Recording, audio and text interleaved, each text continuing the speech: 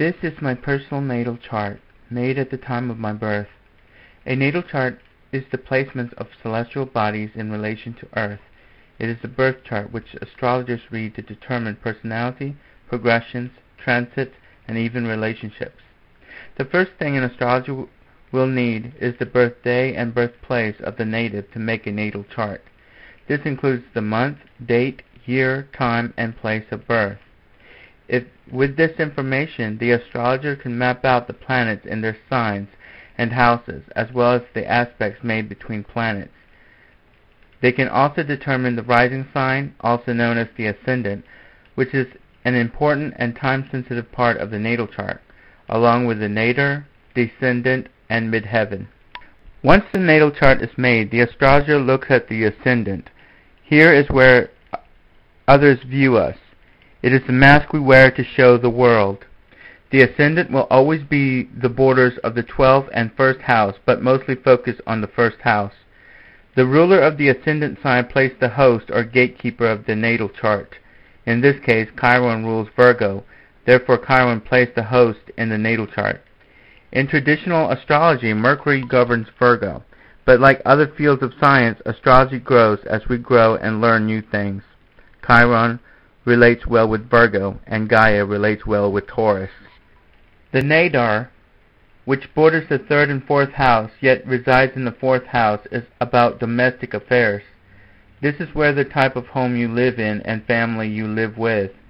It is the ground in which you stand on, your base, your security. The astrologer looks at the rulership of the sign that resides in the 4th house.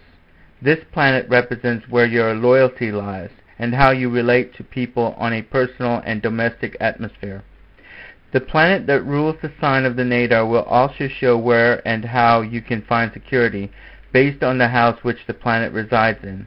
In this case, Jupiter is in the 11th house of Leo, which indicates that my security will be found in matters of hope and friendship.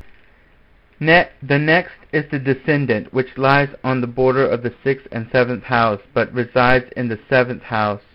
This is where you form relationships with others, what you look for in others, and what you expect others to be. Astrologers call this partnership. The planet that rules the sign in the descendant can be viewed as a mirror to the mind, body, heart, and soul. And also I like to add the descendant. The planet that rules the descendant sign placed the guest in the natal chart. When the astrologer looks at the midheaven, they see what kind of hobbies or careers we are likely to be involved in. This lies between the borders of the 9th and 10th house, but resides in the 10th house. This sign indicates the type of career or hobby we are likely to be involved in, while the ruler of that sign indicates where we are to develop our skills and talents. I didn't write this down, but I'd like to add this also. My midheaven is Gemini, which means that Mercury governs my house of hobbies. I've been a cashier for over 5 years. I've been dealing with merchandise and having to communicate my ideas to others and stuff like that. Now that we discussed the 4 major houses, it's time to look at the other houses. The 2nd and 8th houses deals with possessions. That 2nd house deals with personal possessions as well as personal power, while the 8th house deals with possessions and powers relating to others or outside influences. Look at the 2nd house as a bank and the 8th house as a morgue. The 2nd house shows what you value most. The sign in the 2nd house is how you deal with value, and the ruling planet as to where you place your values. The 8th house shows what you take from others. The sign is the 8th house is how you would take it and what you take. The ruling planet is what you desire most. The 3rd and 9th house indicates the intelligence of the native. The 3rd house indicates the knowledge gained for personal interest, while the 9th house indicates the knowledge given to others. The sign on the 3rd house will indicate that the native learns for personal reasons, and the rulership of that sign will show where and how they learn. The The sign in the ninth house will indicate what the native teach others, and the rulership of that sign will indicate what he or she wants to share with the world. The 5th and 11th house will indicate the social structure in which the native expresses themselves socially.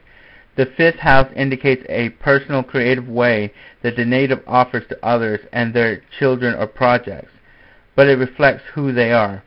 The sign in the 5th house indicates how they develop pride or social status. The rulership shows where they develop their sense of pride and self-worth. The 11th house indicates a social, creative way to find an identity, to place themselves as a group yet remain individual in their minds, making their group more personal. The sign in the 11th house will indicate what type of group they are involved in, while the rulership will show the activities and purpose of why they take on the role of that group. The 6th and 12th houses indicates the services and helpfulness of the native. The 6th house indicates what the native has to offer to others, while the 12th house indicates what the native need or want from others. The 6th house is more practical, and the 12th house is more intuitive.